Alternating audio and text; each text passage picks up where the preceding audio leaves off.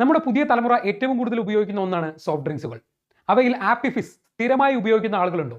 അവർക്ക് വേണ്ടിയാണ് ഈ വീഡിയോ. 2023 മെയ്യിൽ ആപ്പി ഫിസിന്റെ ഒരു അവയർനെസ് വീഡിയോ ഞാൻ ചെയ്തിരുന്നു.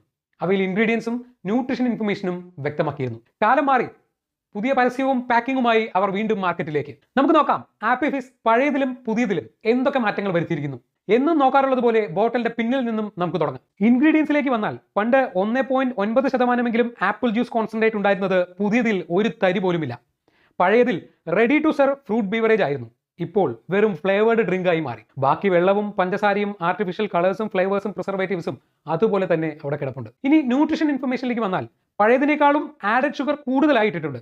കൂടെ സോഡിയവും.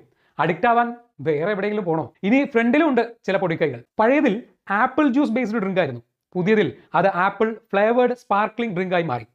ഇനി ലോഗോയിലേക്ക് വന്നാൽ പഴയതിൽ ആപ്പിൾ എന്ന് തോന്നിപ്പിക്കുന്ന രീതിയിലുള്ള ചിത്രം കൊടുത്തപ്പോൾ പുതിയതിൽ അത് വെറും റെഡ് സർക്കിൾ ആയി മാറി. ഞാൻ എന്നും പറയാറുള്ളത് പോലെ എന്തുകൊണ്ട് പരസ്യങ്ങൾ കണ്ടുകൊണ്ട് വാങ്ങരുതെന്നും ഇൻഗ്രീഡിയൻസ് നോക്കി വാങ്ങണമെന്നും പറയുന്നതിന്റെ വലിയൊരു ഉദാഹരണമാണ് ഇത്. നമ്മൾ ഒരിക്കലും ഒരു മിസ്ലീഡിംഗ് അഡ്വർടൈസ്മെന്റിലും വീണുപോകരുത്. മാറ്റങ്ങൾ അവർ വരുത്തിയേക്കാം, പക്ഷേ ശീലങ്ങൾ മാറ്റേണ്ടത് നമ്മളാണ്. എന്നും എപ്പോഴും ഇൻഗ്രീഡിയൻസ് വായിച്ച് ശീലിക്കും.